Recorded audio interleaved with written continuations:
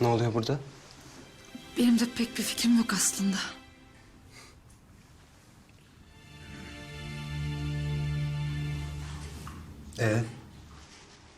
Böyle eşikte mi duracağız? Affedersin, gir tabii.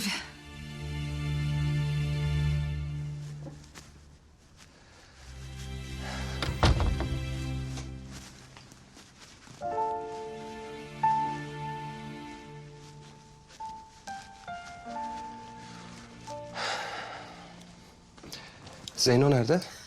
Sana söyleyeceklerim var diye çağırdı beni buraya. Dayımla terastalar.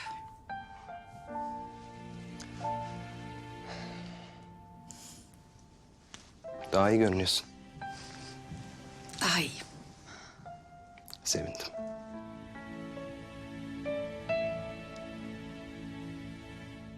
Yani Haziran duygusal, hassas bir kız yani. O yüzden heyecanlanıyor, çabuk heyecanlanıyor. Candır ama tabii. Manzara da çok güzel ya. Geliyorlar. Ha.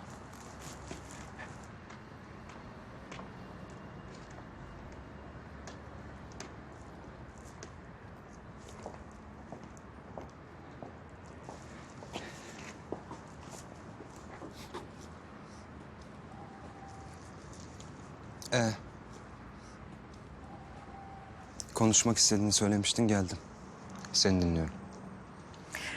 Aslında sizin konuşacaklarınız vardır diye düşündüm. Bugün biri Haziran'ı üzmüş. Hem de fena üzmüş. Ama işin aslında en iyi sen bilirsin Aras. Eminim ona anlatacağın çok şey vardır. Kubi, bana içeride yardımcı olur musun? Emir telakki ederim. Önce ben.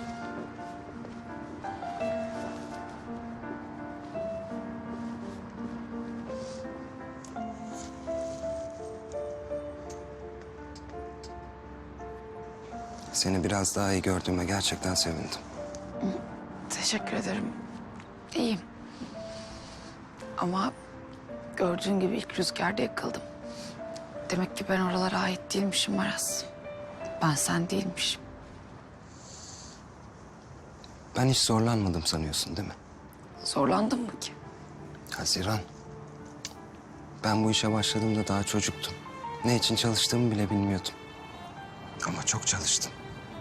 Yaşıtlarım parklarda oynarken ben müzik odalarında enstrüman hocalarının insafında ağlaya ağlaya çalıştım. Şimdi gittikçe daha da kolaylaşacak dememi bekliyorsan yanılıyorsun. Kolaylaşmayacak mı? Aksine daha da zorlaşacak. Hatta bir noktadan sonra hayatın sana ait olmamaya başlayacak. Ne giyeceğini söyleyecekler. Ne yapacağını, nasıl konuşacağını, ne yiyeceğini. Şu saatte dans provası, şu saatte stüdyo, şu saatte radyo. Çalışmaktan bazen elin ayağın tutmayacak. Bir de paparaziler. Ve sen tüm bunlarla uğraşırken hayatta o kadar çok şeyi ıskalayacaksın ki. Neden Aras? Neden yapıyorsun o zaman bu işi?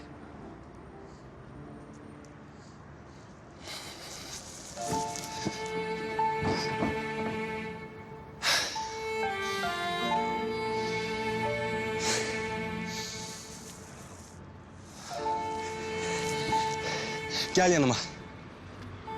Gelmesem daha iyi Aras. Çok yüksek. Ben buradayım. Merak etme.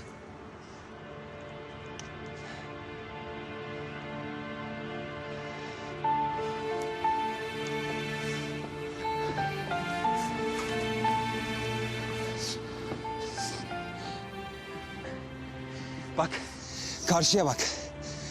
İstanbul'a bak Haziran. Kapat şimdi gözlerini. Yanındayım. Güven bana. Hayal et şimdi. Karşında binlerce insan var. Ve hepsi sadece senin ismini haykırıyorlar. Haziran! Haziran!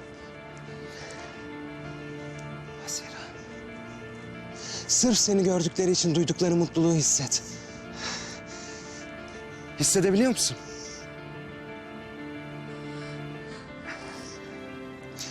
Çalışırsın, didinirsin, paralarsın kendini.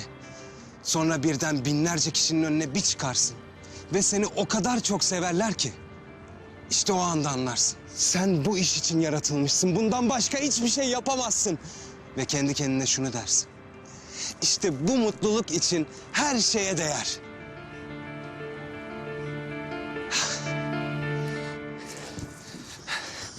Haziran, bilmiyorum buralar senin için uygun mu? Belki de kal diyerek sana kötülük ediyorum. Ama içimde kalman gerektiğine dair bir his var. Gitme. Bak, eğer bu işi gerçekten yapmak istiyorsan söz veriyorum bizzat ben ilgileneceğim seninle. Hah? Ne diyorsun?